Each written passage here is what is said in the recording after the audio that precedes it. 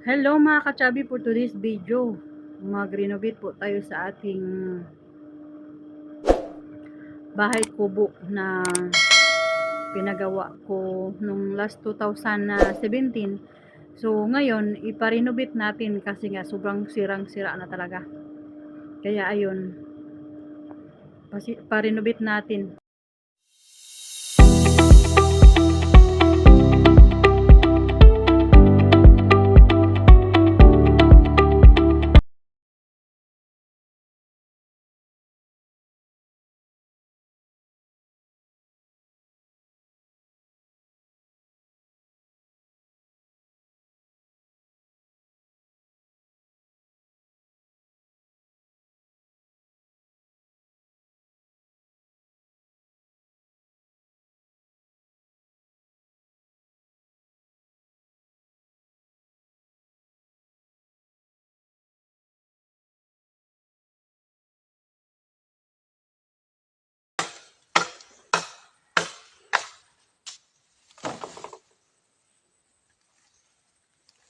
Dai.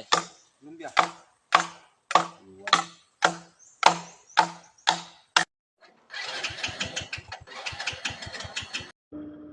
Yung part na yan dyan mga kachabi is para talaga lang sa hayop. Yung sa mga baboy, manok, pato, ganun. Yung part na yan dyan. Yung sa aking bahay, ano din yon, nasa mga 200 square meter, plus mga hayop 100 square meter lang yan dyan, para separate ko talaga yung mga hayop ba, para hindi mapunta-punta doon sa bahay, para hindi maputik, madumi, ganun.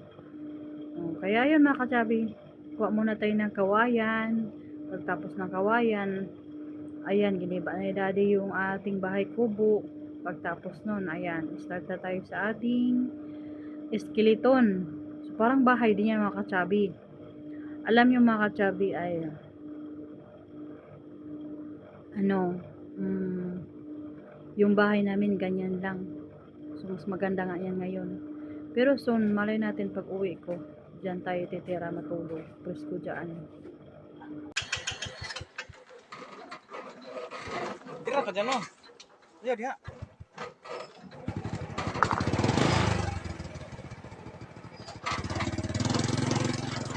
Ayan lagi, dia dito lagi, oh. Ito sa ubos pa.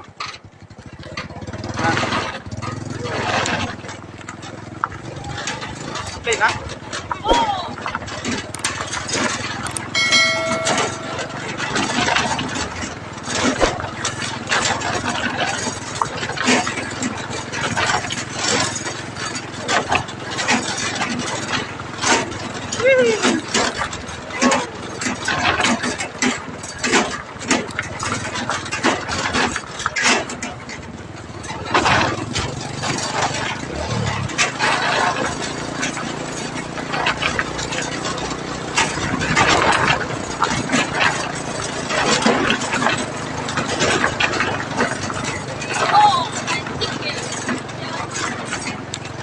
Ay, ito pala, ito ito mahirap. Ito na, dire, dapat.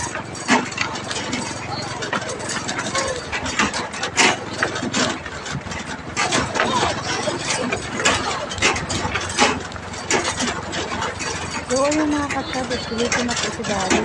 Sa iba sa salog na kawayan lang po yung salog natin dyan mga kachabi, para malamig. Tinaas-taasan na ni daddy para makapasok yung mga bata doon sa ilalim. Malaki na kasi sila hindi na makapasok. Kahit nga malaki, papasok dyan sa ilalim, kayang kaya. Tulad namin ni daddy, makapasok na dyan sa ilalim. Kasi nga ay mga pato dyan sa ilalim, mangitlog. So mapasok lang namin malalaking tao. Kaya ayun mga katsabi, alam nyo ba, yung bahay namin dati ganyan. Pero in fairness mga katsabi, sarap yan tulugan. Gustong gusto ko matulog dyan, kaso lang ay mga katsabi, hindi pa stable yung aming hanap buhay doon sa Pilipinas. Yung sa mga baboy, walang swerte.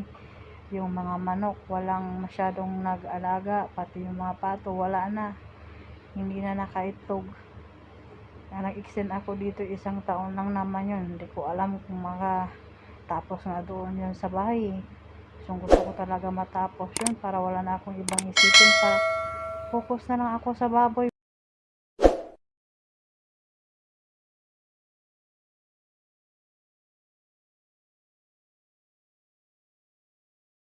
So yan lang muna yung update natin for today mga ka-chubby, and thank you for watching and bye bye, see you next vlog.